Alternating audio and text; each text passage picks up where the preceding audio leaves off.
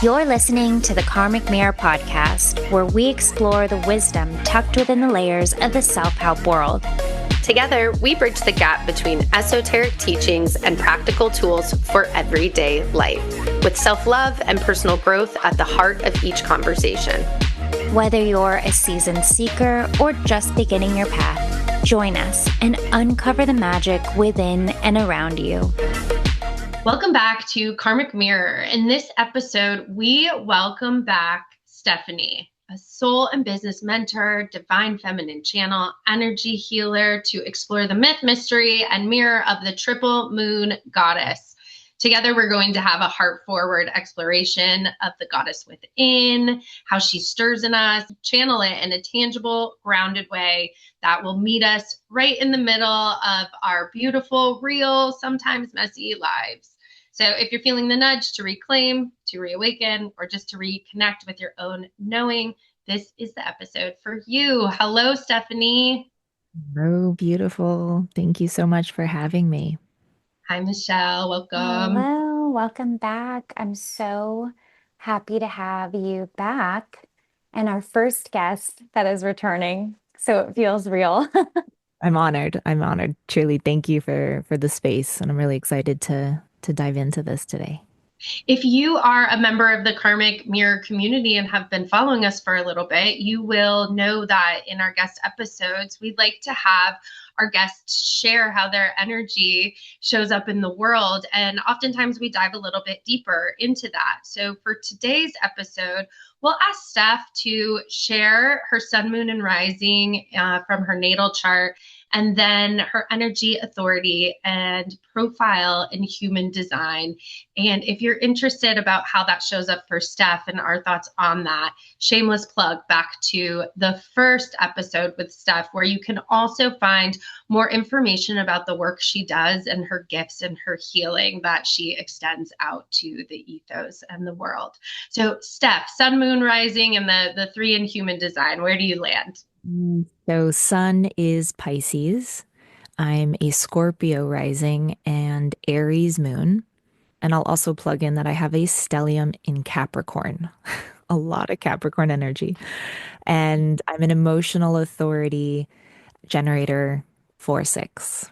So transitioning into our topic today for the triple moon goddess, how did this get on our radar? Well, first, I will say that Michelle has been in the world of goddesses for a long time, interested, intrigued, and it informs a lot of our conversations, and I geek out a lot about it. And when you had done a webinar highlighting the triple moon goddess, and I was so lit up after, I was sharing with Michelle and she was getting lit up and we were talking, and this is months ago, but we just said we should have Steph back on to talk about the triple moon goddess. And so here we are. Yeah, absolutely. I mean, I was super bummed that I couldn't make the webinar, first of all. I remember that coming through and I was like, oh, this is right up my alley. Like this is what I live for, is discussing goddesses, mythology, archetypes, and history. It's like, it is one of my favorite winding roads to go down, many winding roads to go down. And so it's just so cool and also very timely. I think everything that you've been doing and all of the women that you're kind of like drawing together or being drawn together, all of the women that, especially where both of you are at the womb spa and your retreat and everything you've been doing, it's so beautiful because, I don't know. I feel very fortunate to be a woman alive in this day and age because we are exposed and we are to so much more expansive conversations about the full experience of being a woman. It's not, we can talk about our cycles and it's not like people are looking at us like, what are you talking? What is, there is no topic that feels like we can't discuss because, for all of the women that have come before have done so much and continue to do so much to make sure that voices are heard and that it isn't just about, as we'll get into, all of the maiden and the ingenue and the more pleasant or topics that for much of history were the only accepted form of being a woman societally, which is so wild because it's only a small portion of your experience. And so I'm really, really looking forward to digging into this. And I haven't had this kind of conversation to just, there's so many questions. I'm so curious what brought you to the triple moon goddess and to really, yeah, how has it informed everything? Where do you want to start? Loaded question. Yes, yes, yes. But really, and I knew as soon as we were all going to come together and have this conversation, the thing that kept coming back to me was this memory of me a couple years ago. I was in my Brooklyn apartment, and I remember just what I can now today say that was a channeled download, right? I have the Mm, language to understand that. But back then, I was like, feminine frequency. And it was just this like name. And I literally put that in the search of the search, Google search for podcasts. I found my mentor. Before that, just before that, I had taken a goddess consciousness course. of And course. yeah, it was with my Reiki level 2 teacher who had this like academia background, but was also a healer. And like at that time, I was also like going really deep into all of the history, and so much so that I literally have the triple moon symbol tattooed on me. Mm, And, of course, at the time, like, how like sometimes you just see symbols and your soul is like, yes, that's what that symbol mm, was for me. And so, just to share with the listeners, I am currently about 3 years into fully stepping into my spiritual business and really claiming my soul purpose, identity, and path. And before that, I was in the corporate space for 10 years. And so the divine feminine through and through has been the focus of my healing path.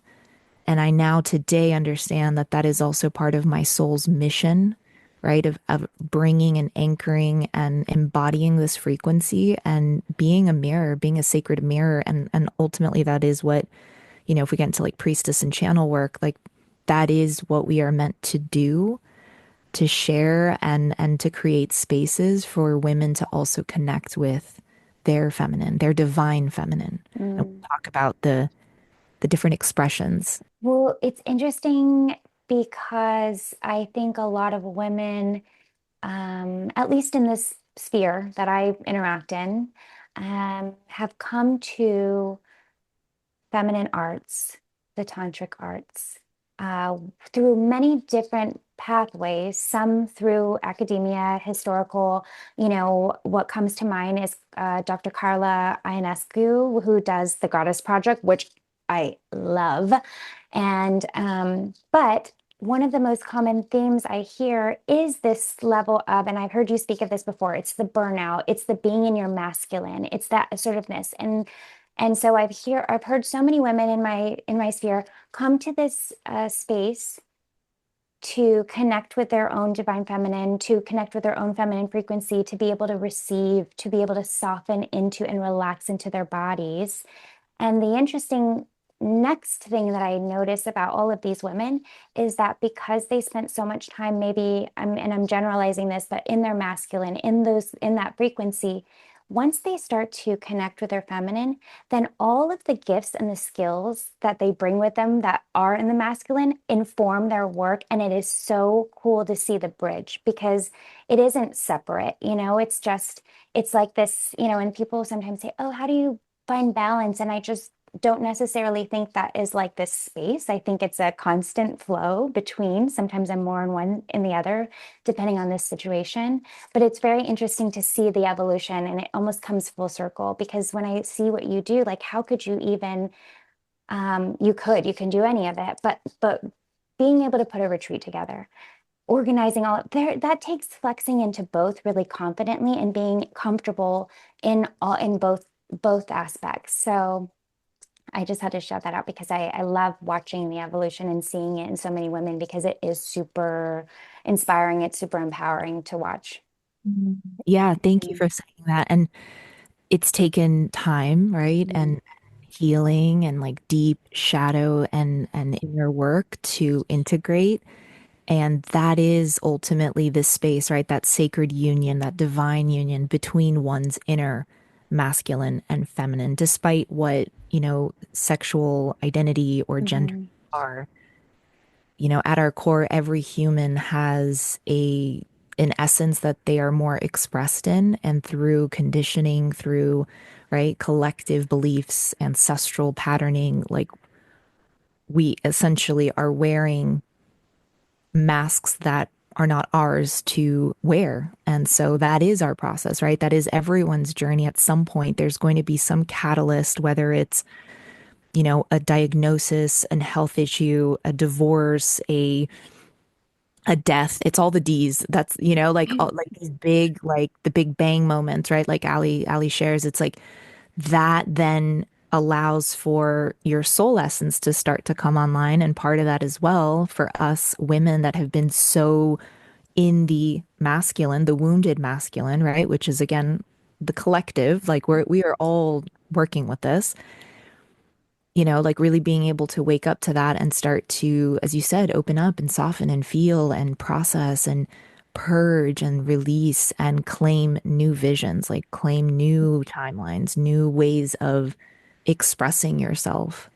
And ultimately, the more that we can connect with that truth and really align with our divinity, like that's the real abundance and joy and freedom that everyone is seeking. But we have shadows that we need to look at.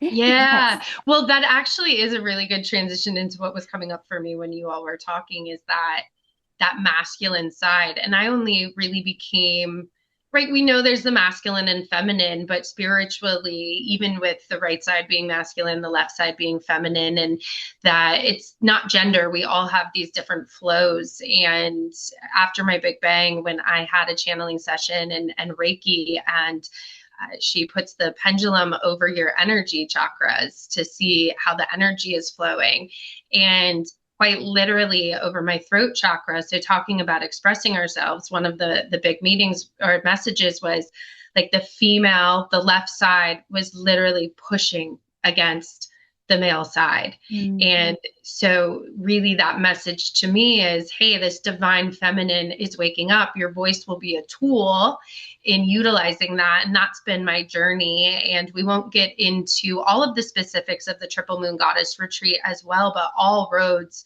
really led and set me up to a place where I could dig into this triple moon goddess and really accept her. But to Steph's point with the shadows 2.5 years ago, and it's like, oh, you're feminine divine, you got to use that voice.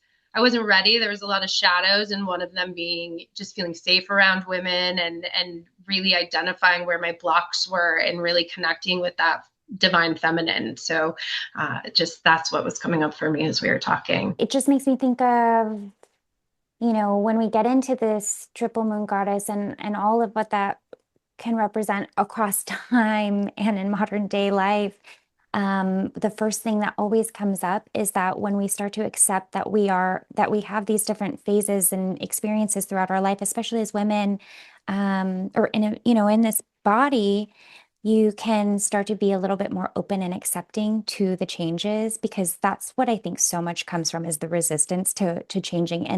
And I'm just on a purely surface level, aesthetic level, there's, this resistance to aging and aging gracefully and all of what comes with that. And I think it wasn't until moved somewhere where I started spending time with people of much older generations that it just opens up this other, it's important to spend time with people of different generations, older, younger, but you get to see different possibilities.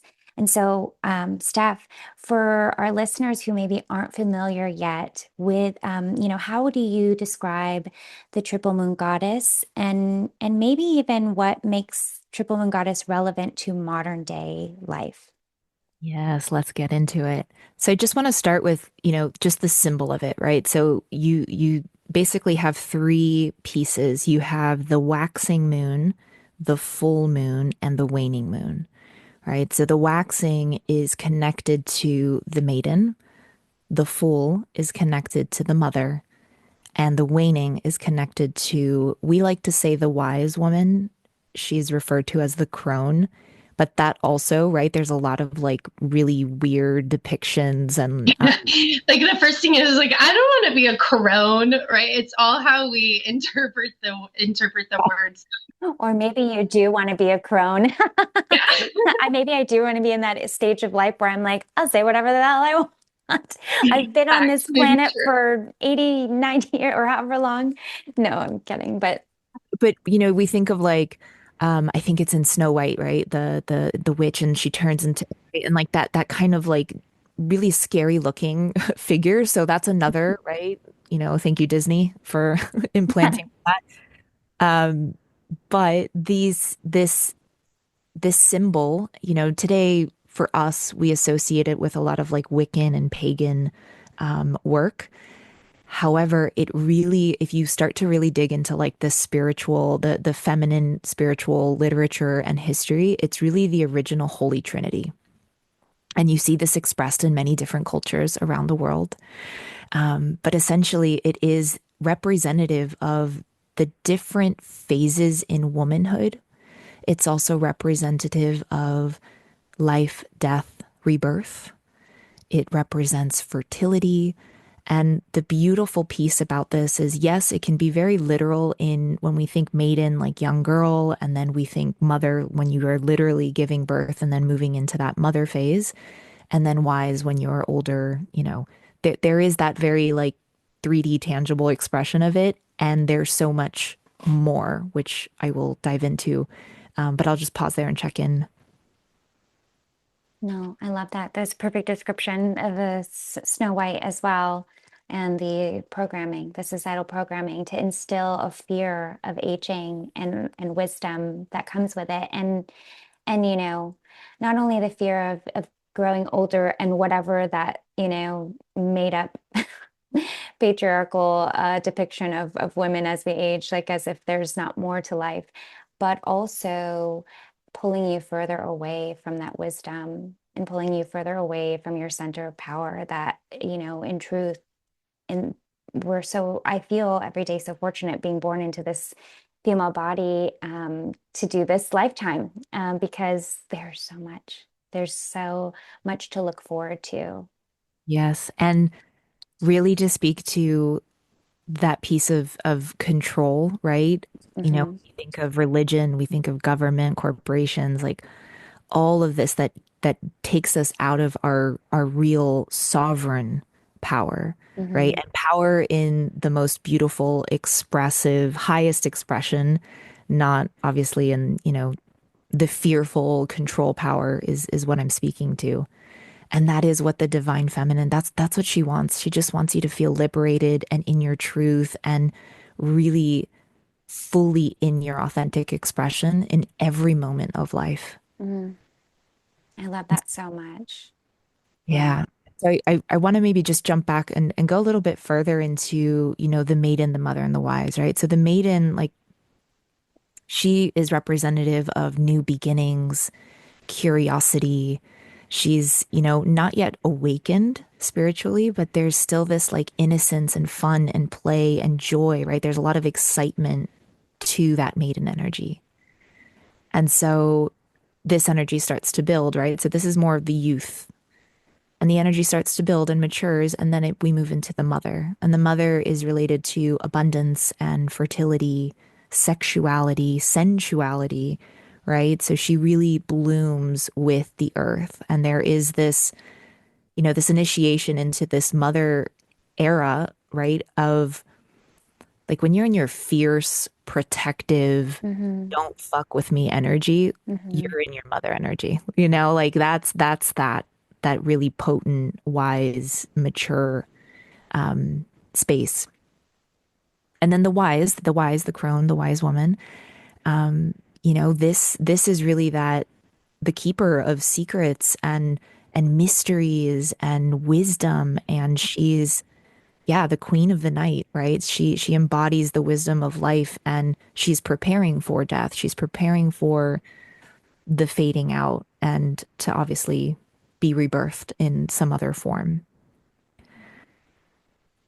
Um, Yeah, and so I'll just share a little bit more around, the maiden. We might see her personified as Persephone or Oshun in the Yoruba, and even Sarasvati. Mm, Um, so mhm, Sarasvati, Lakshmi, and Parvati are a representative, right, in Indian culture, Hindu culture, of the triple moon, of that holy trinity. yeah. So we kind of see this, and same goes with, Persephone, Demeter, and either Athena or Hecate as well. Hecate is Hmm. associated with wise, the goddess of magic and the underworld as well. So you see, like all these goddesses, when you start to really dig into their stories, Persephone, she's both expressed as the lady of spring, but she's also partly goddess of the underworld because Hmm. she travels between Yeah. dimensions. Hmm. And if we start to look at that, purely on a psychological level, for us being able to travel between, the different levels of consciousness within our darkness, within our shadow, right? Because ultimately the divine feminine is the dark. Hmm. It is the womb, it is the void, it is the center of creation. So when Yeah. we go into those places intentionally and we start to really excavate and get curious around what emotions and beliefs and energies and things are here, and we move through that, and that's where that's really how we transmute that, and we alchemize that energy and start to bring in more of the light. Hmm. I love all the different, there's so many different goddesses that can be represented. I think of Artemis, or in Roman mythology, she's Diana, goddess of the hunt, is very, very much representative of the maiden because and we always talk about Virgo because Virgo is also associated with Artemis and the maiden. But we associate it with like the virgin. But the truth is, it's less about the physical act of being a virgin. It's more about the purity of it. And that innocence, like you said, or that I always think of like when I think of Artemis, I think of that fearlessness. Like is, she transcends gender as a goddess because she is so fierce and because she is she's a hunter and she protects the nymphs and and you think of the myth of Clytemnestra, which I could geek out on this all day, but she was literally like I mean it's incredible the parallels to them. And I also think of Selene, the goddess of the moon, as Yes. the mother archetype as well, because she is so representative of the moon and all of her phases and the ever flowing, like the just that I know every sign is so different, right? We have fixed, mutable, etc. But for me, the moon and Selene and that mother phase is like this representation of just being in flow of whatever that looks like, not just like flow in the sense of your daily life, but flow in the sense of acceptance and moving through different aspects of life and flexing like a mother, in so many ways has to be many things to many people and naturally goes into different modes and flexes in and out of them. And the last thing I'll say before I go back to you, but is you were talking about power and control. And I think of like the shadow or underbelly of like a patriarchal society is power over people versus like real feminine power. And it isn't male, female, like we've said. It's just it's not even about the actual gender, but the real power in feminine is like this power from within. And it's about bringing everyone up together. And it's like I have the visual of like the wolves and the leader walks behind everyone. And I'm like that, or the lion's pride. The female lionesses are the ones who hunt and make sure that the cubs are cared for. It's just there's so much power in that brings everyone together. It's community based. It's caring for one another. And I love that so much.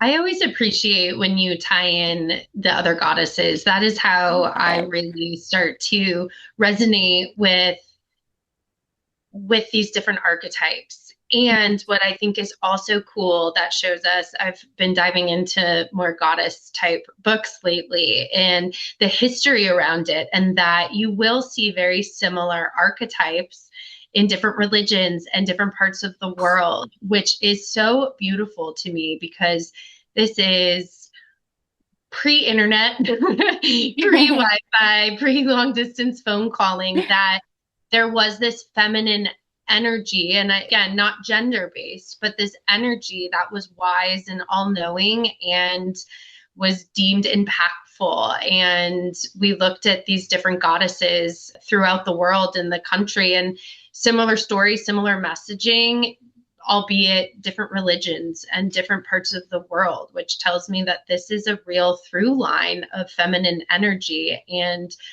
I'm just really excited we're having this conversation today, because being able to bring it to our community and the world now, I think will be really impactful. Yes, yes, yes. And actually, what I feel called to maybe share next is the connection to our menstrual cycle Mm-hmm. and the connection to the moon. So, yes, you can go down the rabbit hole and do all the goddess research, and like all of that is really, really fun and information that we can work with. And for the day to day, I want to just infuse this, and also just sharing the phases, the menstrual cycle phases and the moon phases. And there's a lot out there around bleeding with the new moon. Mm. And so I just want to say, because I myself, I bleed with the full moon. So Sames.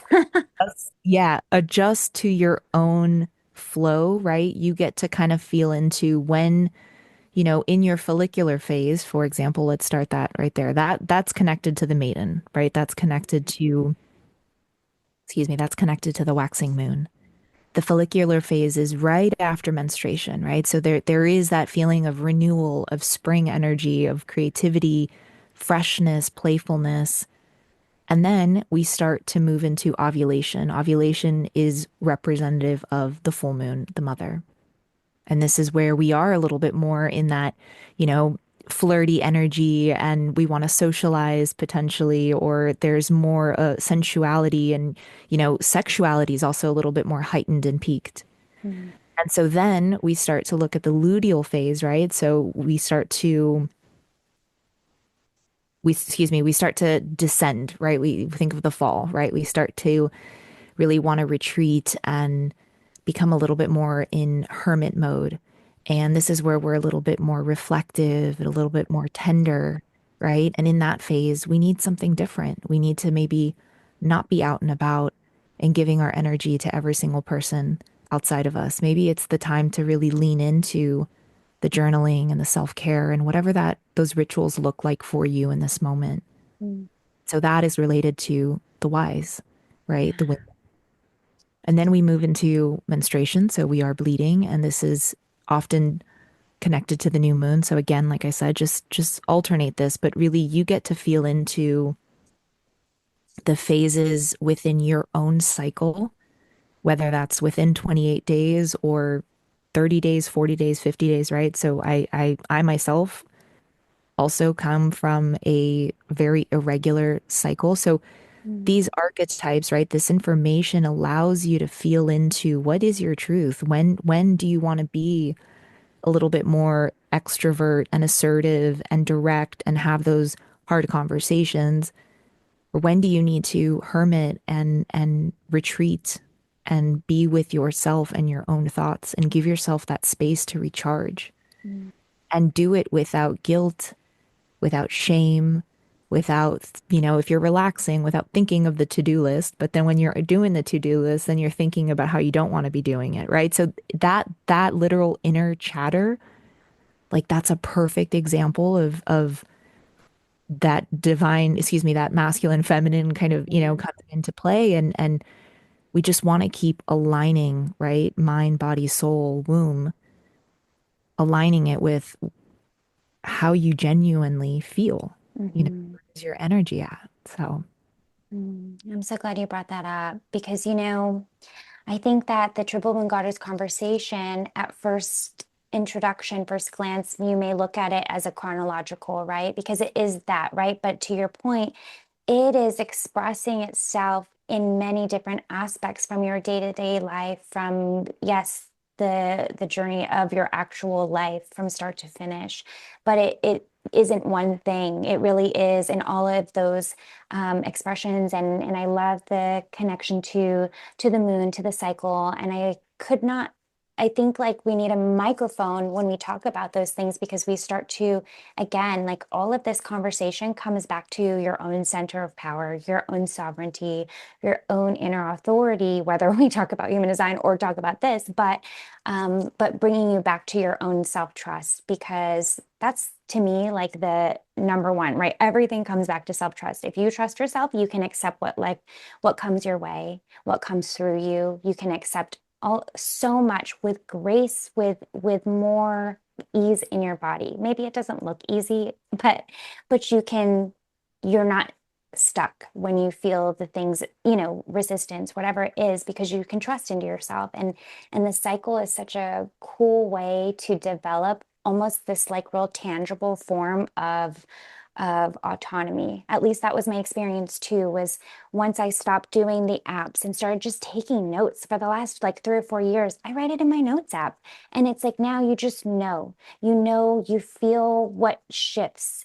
And there's so much more acceptance and grace for me when I am going into my cycle, when I am in my luteal, and I'm like, oh, I don't need to beat myself up for feeling this way. I actually don't need to be down on myself because I want to eat everything in sight right now. I am absolutely within my right and in my body to do that. It's where my cravings are. And I know that it's temporary because come follicular phase, I'm like, I want to work out. I want to be out. I want raw. I want to eat fresh, vibrant, everything starts to shift and you feel this like sinking where you're like, okay, where you're moving. It's like that wherever you go, there you are. But now you do it like intentionally. I am here in my body. And so I love that you brought that up because it's a really important conversation. Even the new moon, bleeding on the new moon conversation, right? Like, I'll tell you, when I started to bleed more regularly on or right, usually it's like a day before, 2 days before, sometimes on the full moon. And I started to look into that. My first thought, of course, societal programming was like, oh, am I age? I'm 39 now. Am I getting into my like a literal wise woman? And I was like, okay, wait, this is just a different phase. It's just showing me something different.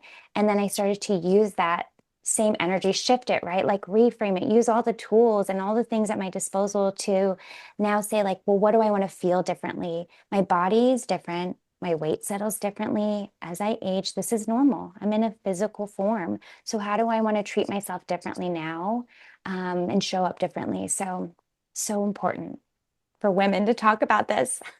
Yeah.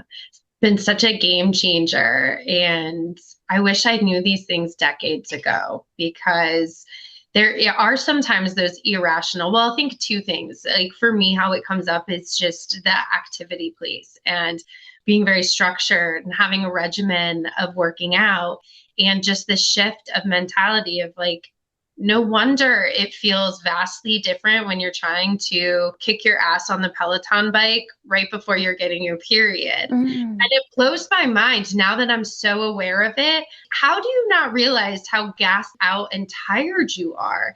And so those shifts of, it looked like activity at first where, okay, you can get on the bike, but we're just going to do like a soul ride where we're not really going to track numbers and metrics because we want to keep our body moving. And even just the conversations, and Michelle and I will often, I think, I was like, I bled with the full moon. This might be more spiritual, energetic type purging stuff. And then I said, wait, like I got my period. And we automatically go, I'm like, oh, am I becoming physically the crone now? Is this what's going on? And being able to have friends and partners who understand this follicular cycle and just the spirituality behind it and going back to that triple moon goddess of, we're where we need to be and science can't tell us everything.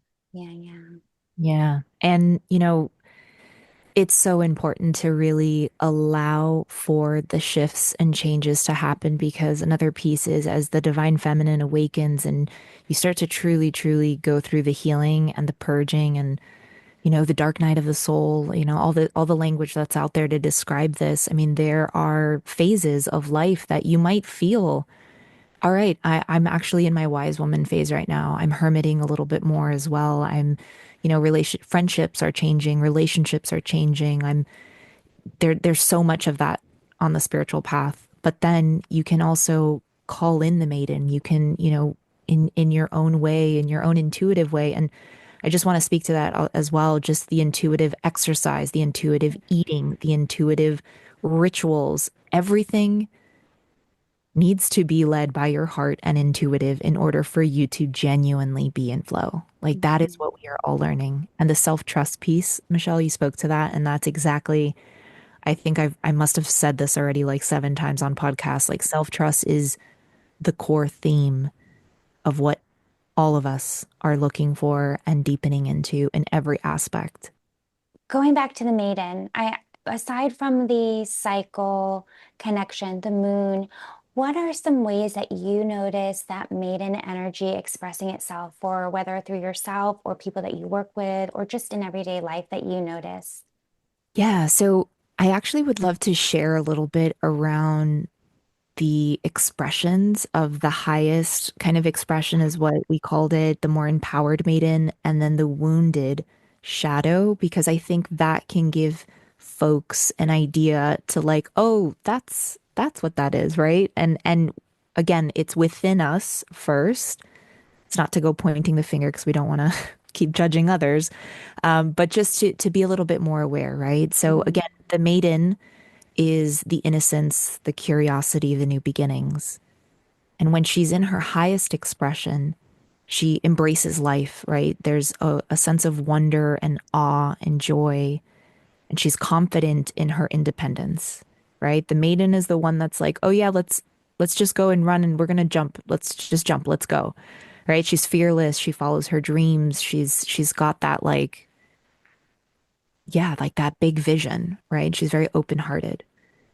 And so the wounded expression of her, right, the shadow is maybe a fear of growing up, a Mm. fear of taking on more responsibility.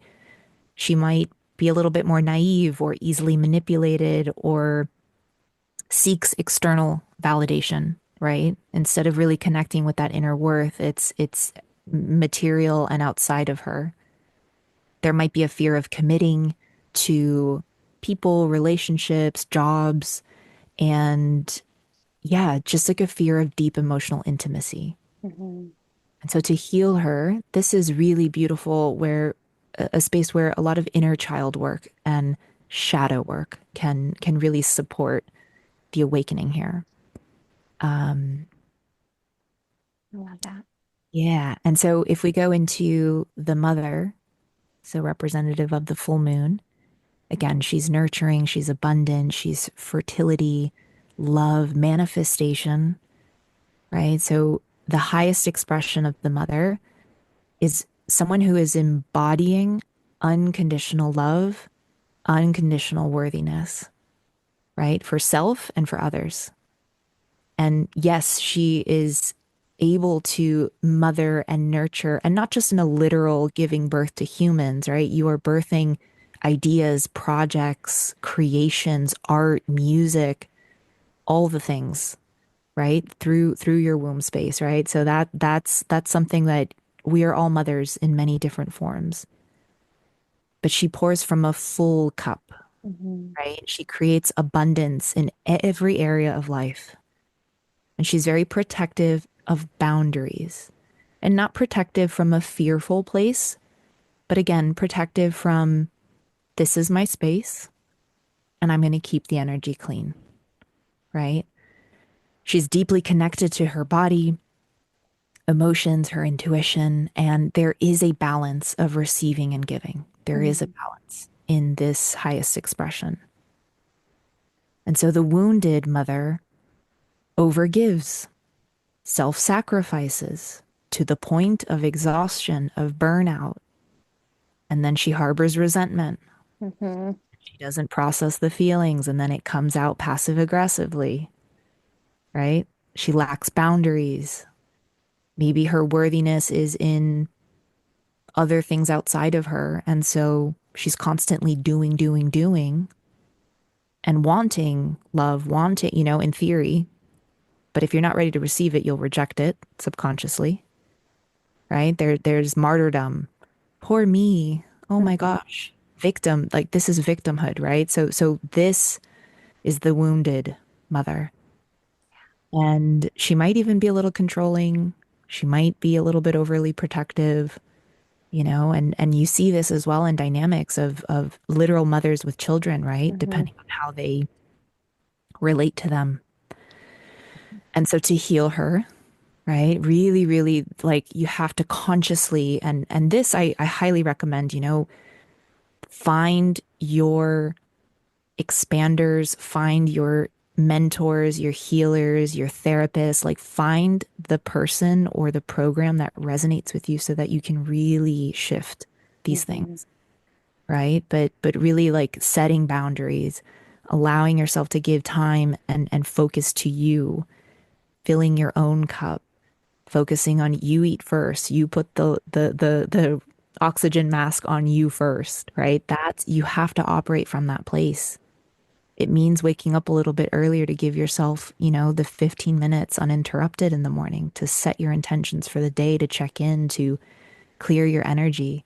I would imagine that as people listen to this, they can see themselves and hear themselves in those stories. And I think the mother, all of the wounded mother, I think is quite common. And it is a storyline we hear over and over with overextending and the resentment that follows. And I think back to the over controlling, right? There's that aspect of I can't control my experience. So I need to control what's around me because I'm just trying to grasp at whatever I can. And then I think it always comes back to even further is that, like you said, that worthiness when she's in, that healed mother, it's feeling absolutely worthy of waking up earlier, like you said, and giving yourself the time. And you hear it with people, especially in coaching, you think about you speak to women who are mothers, actual birth, human beings and anyone, but especially because they have been told a story that they have to give everything of themselves. And yes, we're capable of it. You're biologically created to do all of these things, to birth creative ideas and human beings and protect and all of that. But just because you're capable of it, that doesn't mean, like you said, pouring from a full cup is so key. But I think it always comes to this feeling of like not feeling worthy to give yourself that love. So you don't take the time and you don't carve it into your schedule or make, whatever that looks like. And I can only imagine there are so many people that are listening or will listen and that are like, yep, that's me. Those who are raising children, definitely, I think it's just a society too. We project a lot in that space. And so Oh, it's what do you mean you're not taking your kids on the 75th play date this weekend mm, because you and your partner are going to go work out today? It's this sacrifice, sacrifice, sacrifice. And what comes up for me, and maybe not crazy relevant, but I heard this the other day or the other week, and it was children. And I would also say like those around us as well, they won't treat themselves the way we tell them to treat themselves. So you can also say that in coaching or mentorship, or if you're being an expander, they will treat themselves the way they see you treating yourselves. mhm. So that's what kind of came up for me in that. And of course, all those cliches, as you get older, you realize that all those cliches are so true, right? You can't Yeah. pour from an empty cup. Mm. And that's a real thing. Yeah, yeah. I think too, what you said, Steph, about finding your people for especially in this mother phase, right? It reminds me of, I heard somebody say, it doesn't take a village to raise a child, it takes a village to support the mother. And I really believe that. And I think that when I see or speak with women who are in this phase of wounded mother, um, they need other people. They need support. They need people in their corner who will show them the way because oftentimes you tend to attract whatever it is you're putting out there. So oftentimes you're commiserating with other people who are in the same boat.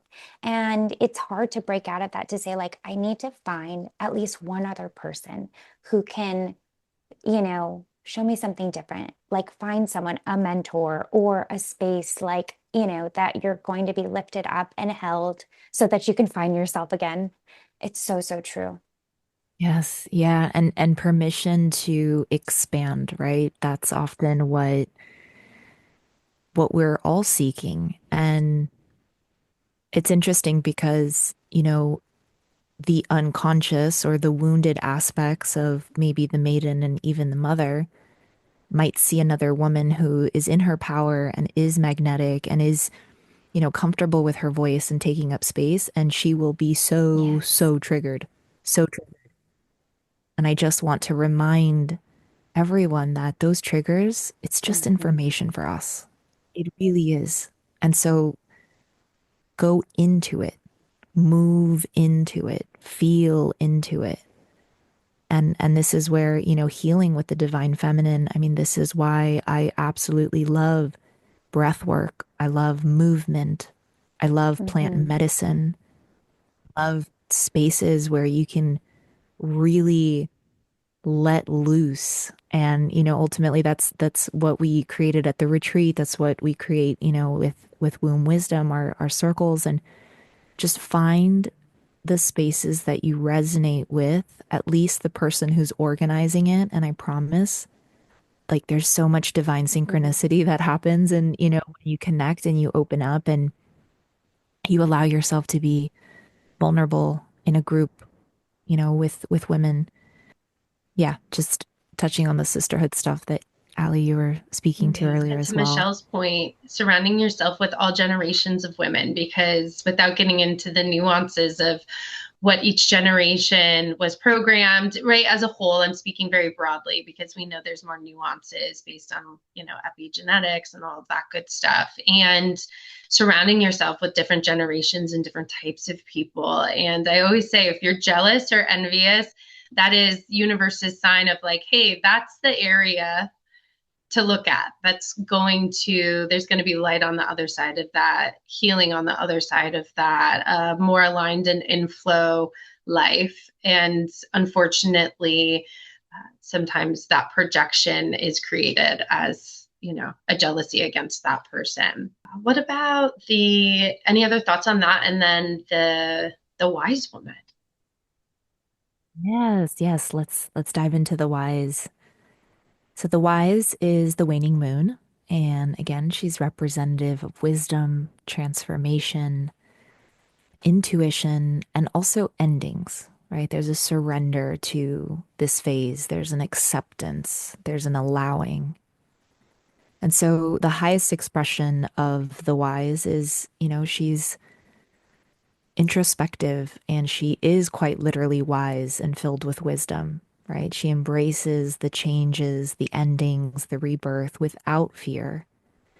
And there's a real clarity and purpose to her life, how she carries herself, her truth, right? And she's free from all the societal bullshit. Like she's just do not give a shit, unapologetically herself. And so the wounded aspect of this archetype is a resistance to the change, a resistance to getting older or aging or having gray hair, right? There's a bit of cynicism or bitterness or maybe just feeling irrelevant or forgotten. That's like a really, really big piece to older people. And she might even be, holding on to past pain. She may not have let those pieces go. She hasn't gone through the forgiveness and the acceptance and the forgiveness process, right? And so she's Mm. she's bitter. Yeah, it just feels unworthy and unseen. And so again, the shadow work here is going to be really supportive. And I also want to say, in terms of age, it does not matter what age you are when you start to do this inner work. You must trust your process and your soul's awakening, whether you're 22 or Mhm. 52 and you're here, right? It's trusting like this is the path that your soul has chosen. And yeah, you're going through some shifts and now you're able to sit with, this material consciously, to receive it, to activate your DNA, to embody the Mhm. divine feminine. I'm And yeah. glad you said that too about the age because I think that's the least important detail of this conversation is the actual physical age because I see women who are in their 80s who you see moments, right, where they're really playful and they're in their maiden, but age-wise, maybe they are in their third, phase of life, but they have a playful mindset and you meet people who are very young, who you see them and you think, oh my gosh, this person has a very old soul, right? We say that those things, but it's true because you're like, this person feels so wise for their years. And so the age itself doesn't necessarily matter as much as just the experience and the expressions of it, which is so like just such a beautiful, again, I think somebody said this earlier about the permission. I think more women that just talk, or people in general, but the more that these conversations exist out in the world from a really curious and open point of view, the more permission others can have to see themselves in different phases and going. Sometimes, whether it's through the course of a cycle or it's just at different points in your life, they're going to ask of you a different part of yourself. And it's just it's really cool to see spaces popping up, women that I know, like yourself, creating these spaces for this to, like you said, the permission to expand. I really, really love. Steph, as you were talking down the archetypes, I can even think about moments or situations where I can see my maiden mother and wise woman in a situation show up. Mm, So it doesn't necessarily, in that, wanting to put things in a chronological order and in a box tends to be my jam. And so I think that's healthy conversation to have for our listeners is, you don't necessarily reach a certain age and you stop becoming one thing and are wholly one of the other archetypes in the triple moon goddess. mm, Right. And that's very much, to the cyclical nature of life and, whether it's the monthly cycle or to the different stages and phases that we're going through, even astrologically, right? Like you're going through your Saturn return, you're in your around 30s, like that's a whole other phase of life as well, right? So it's really allowing for that flow to happen, moving with it, without You talked a fear. little bit about breath work, journaling. What are ways that we can on a daily basis, besides learning more about the triple moon goddess and paying attention to our own bodies and how that might show up? What are ways that we can honor all three on a day-to-day basis? Ooh, there's so much here. So I'm going to say rituals, right? And these are there's so many areas that you can create. One, very literally, you could have an altar and you might have, whether it's an herb. So, for example, the lavender is connected to the maiden, the rose is connected to the mother, and mugwort is connected to the wise. So, you might have these herbs on your altar. You might take a bath with them. You might drink them, right? You might connect with these different goddesses in journaling, in self reflection.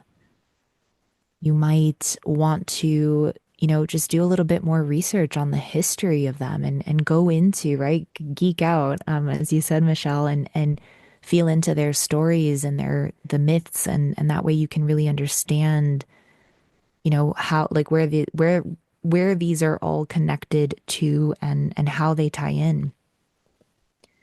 And if you want to go further, there's a book called The Sophia Code.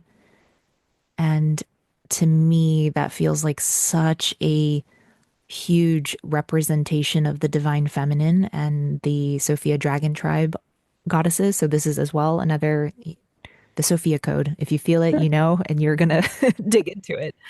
Um, yeah, and I feel like there's so much that can be created with these rituals. And maybe you're kind of inspiring me for us to maybe create a little workshop to kind of, yeah, to guide people through what feels right intuitively in alignment for you, depending on where you are what energy you might want to be connecting a Mhm. little bit more with. So, for example, if you are that old soul and you've always been a little bit more in the mother and the wise, maybe it's time to connect Mhm. with the maiden. Maybe it's time to invoke her. And so you might wear lavender, right? And you might like have a ritual every morning of, working with the essential oil and anointing yourself and taking a moment to call in the Mhm. frequency of joy. It's as simple as that. It can be 5 minutes, but it's all around your intention. And then as you move through your day and you move through different conversations, how can you embody the play and the joy, right? How can you keep choosing that frequency? It's very simple. It's really just a perspective Mhm. shift. Yeah, absolutely. I also think about how often people look at, rituals and will bucket the wellness and esoteric and all of those wonderful topics and feel really overwhelmed at where to start. And so much of it is intuitive. Where do you want to start? Just start somewhere. Where are you excited? Where are you feeling called to? And the one thing I always say is that um, the more resources you expose yourself to, the more opportunities you give yourself to intuitively choose, right? Like when I started doing breath work, when I started meditating, right, I would learn different things, like just, very manifesting generator of popping into different things and wanting to dabble. And then as you get this little, toolbox of resources that a little bit, I know, you start to learn, here's a couple types of breath work, then you don't it doesn't have to be so daunting. You can choose, you can listen to your intuition or your sacral, what have you, and choose in the moment. And so that's where I always think with people, don't spend so much time thinking about where to start. Feel into it, like you said. Where do you want to start? And then just let yourself breadcrumb it from there. And then, um, flex the intuition muscle. Like it's like literally start with a 3 pound weight and move your way up. Yeah, and you said, right, it's not something that you have to put too much of the mind and the thinking, because again, that's the masculine, right? We don't want to approach this from a place of Yeah. here's another to do, here's another list I need to check off. We want to bring in the energy of Mhm. devotion. How is it that doing these 5, 10, an hour long rituals, how is it that that allows me to create, right, the space and the frequency that I want to live from? And so just I want to offer that up because sometimes it might even be a thing of creating more space on your calendar, not going and doing a bunch of research outside of yourself and just grabbing your blanket and going to the woods and sitting Mhm. by yourself, right? So it's again, depending on what area of life you're in, what are you calling in more of? And maybe just start with where are you on your cycle Mhm. today? What day are you at? How do you feel? Have you nourished yourself? Do you need XYZ, right? So start with those simple, and then you start to notice if you start mapping that, you'll notice certain patterns and maybe cravings and irritations that start to come up at different places, and you get to get Mhm. curious around that.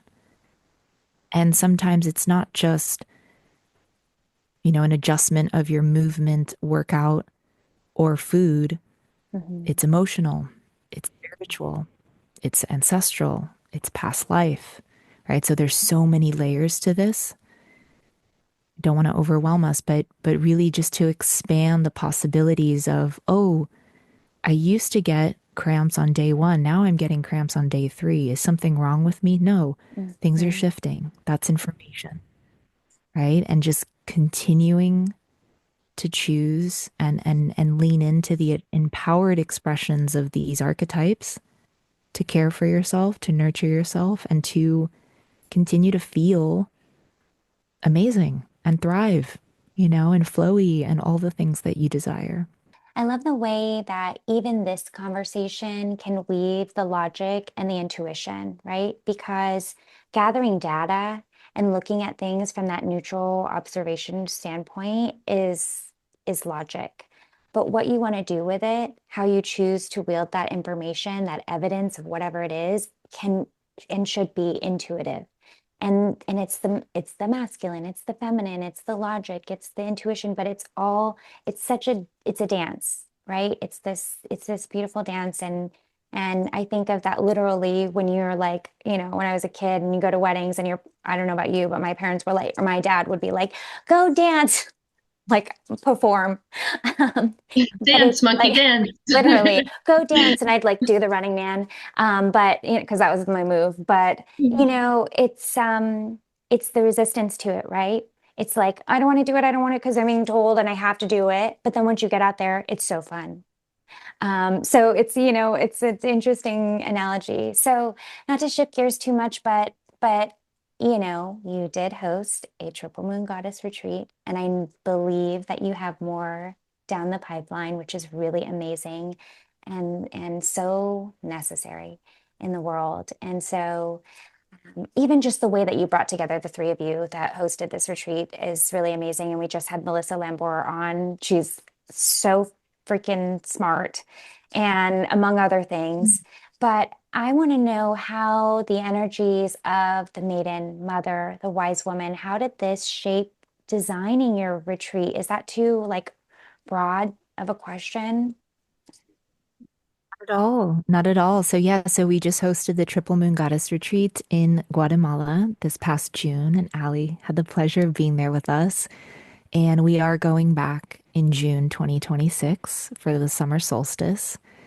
And the triple moon, we infused her throughout absolutely everything, from the herbs that we mentioned to the flow of the week and connecting through ritual, through embodiment, through ceremony with each of these archetypes, and having the spaciousness to integrate and to feel and to allow for everything, right, that needed to come up and out to do so, while also being held in sacred space and together within our community, within our container.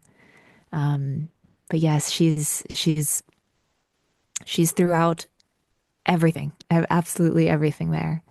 And it really, this retreat, we call it a feminine embodiment. It's womb healing. It's a mother activation. That's what we're really feeling into for 2026 as well.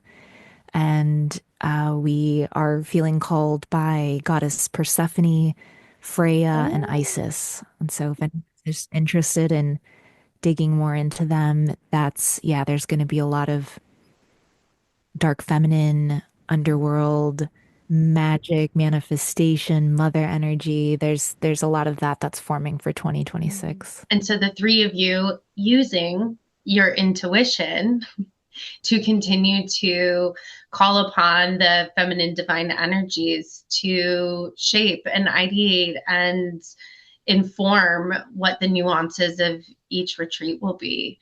Shameless plug here that my full love letter to the Triple Moon Goddess Retreat and the impact that it had on my life will be an episode highlighted in Steph's podcast, which is called Gold Base by Steph. I'm so excited for that to come out very soon. And it was such a beautiful conversation to really unfold into all aspects, right? Before the retreat, during, after, all the pieces. So yeah, have a look at the podcast. So there will be a highlight on just my personal experience and potentially others, as well as some episodes where Steph is with her fellow healers that lead the retreat. And I also know that Steph has other offerings outside of the retreat where she can help you work with the triple moon goddesses, and maybe just highlight a little bit for listeners, Steph. What other type of work do you provide as gifts and healing modalities to the community and world? Thank you. Thank you so much. And it's so beautiful because the retreat itself was such a huge portal of transformation for all of us. And one piece that has been really, really clear in my path and my work is supporting emerging healers, emerging spiritual entrepreneurs, and, really connecting with that soul purpose path, but also soul mission. And so I have both one-on-one and group containers that I support women in this area. So I might share, I would love to share my Soul Clarity Code reading. It's a free reading, 20 minutes for the women that, may be resonating with this work. So I'd love to share that with your audience. Amazing. Gosh, there's so many things that I want to bring up, but like, again, I'm always trying to be mindful of could we talk for multiple hours? Totally. And also, you talked about earlier in this conversation about the Holy Trinity.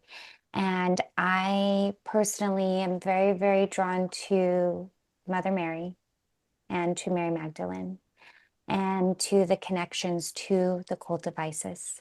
Of course, I just lent a few weeks back, I lent Allie my copy of the Magdalene manuscript, and I was rereading the Gospel of Mary Magdalene.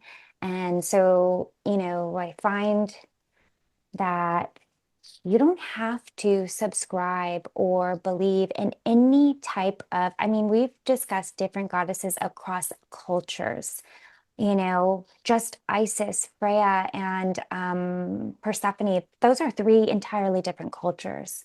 But women, people, but women who, or people who resonate with any of these goddess archetypes or mythology, the stories, it's because you can see connections to your story through the archetypes. And it's so, we have to see ourselves sometimes, like you said, like finding expanders, but also being able to find people's stories, whether or not it's a mythology or it's hearing one another's stories in one of your womb circles or something like that. It's so important because you feel one, I think everything that pulls us from our power puts us more in isolation, and the world is very separate. We're so digital, and it's helpful to connect us across time and space. And it's also like anything, the wounded aspect of digital modern day life is that people are disconnected from one another and those empowering resources. But I think it's really great. Mother Mary is compared to a lot of times there's a lot of synergy with Isis, with the triple moon goddess because of her different evolutions. And I really love that. And like I said, like you just don't have to subscribe to any one belief system. You can find yourself in all of these experiences because she is us and vice versa. And so I love that so much. And we have a few questions to sort of close out our episode. We've already asked you our first round of closing questions in the last conversation, so we pulled a few more. Was there anything else, Allie, before I go into these? All right, so what is a small, ordinary thing that's been feeling very magical to you this week? Oh my gosh, my nature walks. I've been finding so many feathers, just loose one piece feathers. I'm collecting them on my altar and it's so beautiful. It's every time, yeah. And I walk these trails multiple times a week for many years now. And all of a sudden, in the last like month or two, there have been so many feathers and it lights me up. Yeah, I wonder Not why. random, but a lot of feathers have been coming to me, but birds Mm. too. So the messengers lately, so I perked up a little bit. And also to note that you do nature walks as a collective too, for those who are in the New Jersey area as well. Interesting, all the feathers. I recently sent I don't know if it happened already, a nature walk, but I sent it to someone else. Anytime I find someone that lives in New Jersey, that's a woman, I'm like, do you know about this place? But also on the feather thing and on the goddess thing, because there's always good synergy. This tattoo is, I got it on Friday the 13th, 13 representing the goddess, Yes. but it's a feather and it's got a 13 weaved into it. I love the connections. What's a skill that you are currently working on, or maybe that you'd like to learn? Ooh. I am learning how to show up on live video on Instagram a bit more. The internet is not my thing, and it's so funny because I have an online business and an community, and these are the parts of being in the modern world. So I am yeah, putting an effort and focus into showing up more visibly. I love that for you. And also with the work and the healing that you do, I think that really coincides nicely with your channeling and your gifts and your downloads, more of an opportunity to real time get out there as well. So Mhm. thank you on behalf of the Yes. collective for working on that. I agree. I think a lot of people, and again, I don't want to bucket, but like a lot of people, when you get into whether it's the healing spaces or what, or I say wellness all the time, but I think we kind of get it. Um, I find tend to feel less and less resonant with the social media. And then what ends up happening is, if you're like me, I can hermit away and then I just kind of get disillusioned and I'm like, I'll move to a different space. But then who is there? And I know there's billions of people, but truly, um, for people like yourself, right, who internet's not your thing, but you have an online business and you have the capability and you're doing the work to be able to show up, I think it's really important. And maybe for someone, maybe they're on the fence and they're listening. If that's you, and you feel called, like be where you want, wherever you feel called to. And maybe you don't resonate with the social media itself, but there is an aspect. And I think if you're committed to you help healers, you guide people who want to be in this space and who are being called to this space to guide others. And it's super important to like exercise that. And so I love that that was what comes up for you because it's really needed. Otherwise, we may end up with um, I don't know what content out there, more real, genuine content of people who are, about it, about their word, and live the life on their social media that they live in real life. And I think there's more of that. We need it so much. Um, what's one word that you're carrying into this next moon cycle as we are about to go into a new moon cycle, actually? Yes. Yes, we have the new moon in Virgo in a couple of days. The word that is coming through, and actually for tonight's circle, Mm, is declutter. Clutter and refinement. That's the themes that have been really present. Just another way to connect with the moon is looking at their placement astrologically and seeing where that falls in your chart, what houses that falls into. And for me, currently, that is my 11th house. And so it has to do with friendships as well, which is really beautiful because I am going through quite a lot of transitions in that area. So I just wanted to offer that up because that's a very tangible way to work with this. But refinement and declutter. There's a lot of like just get real simple, mhm. back to basics. So timely and relevant for that Virgo new moon and I love that you said that too. Wherever it is in your chart, like look there. You don't have to do everything all at once. You can just, find the space in your life that is asking for that. Right. We always have a self love check in with our guests and reminder back to Steph's first answer when we asked what self love means to her, because it was so beautiful. She said, self love is a relationship with all aspects of yourself. It's the light and the dark, ego and soul, inner child and higher self. It's not relying on external validation. It's nurturing connection within, which just feels so embodiment of the triple moon goddess as well and relevant to this topic. We've adjusted the question just a little bit, Steph. So asking you, what is self-love asking you to practice most in this current season? To share my voice,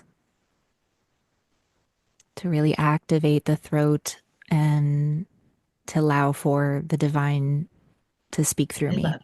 Well, thank you for lending your voice on yet another episode and lending your knowledge and your gifts and your healing to our audience. I know we've talked a little bit about how you can help support people in their journey. Quick plug, where can people find you? And as always, we'll put your info in the show notes for those who feel called. Thank you both so much again, truly. These are the spaces that light me up and I am so grateful. And I would refer everyone to my website, soulspacebysteph.com. That's also the name of my podcast. And to Allie's point, the Goddess Nature Walks are monthly soulful gatherings in New Jersey. We're actually going to the beach this weekend because it's August, but in the fall we will be in the forest, and that's another free space for women to come together that feel resonance with us. And yeah, everything else is on the website there. So I appreciate it. Perfect. Well, I love you dearly, my friend. And if you feel at all an inkling or called to work with Steph, take advantage, and thank you for offering our community that 20 free minute. What do you call it? I don't want to say consult. Soul clarity code. And it's really more of like an attunement, a reading. It's really the intention is that you come with one area of life that you want a little bit of clarity and support around, and I will channel and or pull some cards and just kind of flow into, yeah, whatever's coming through.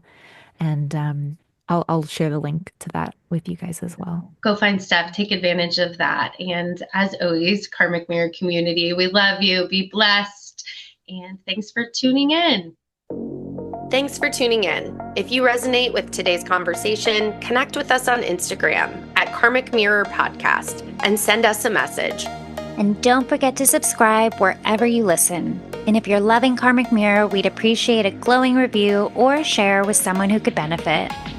As we close, remember, life is not a one-size-fits-all approach. How are you honoring your unique path? Stay curious and always be kind to yourself. Until next time on Karmic Mirror.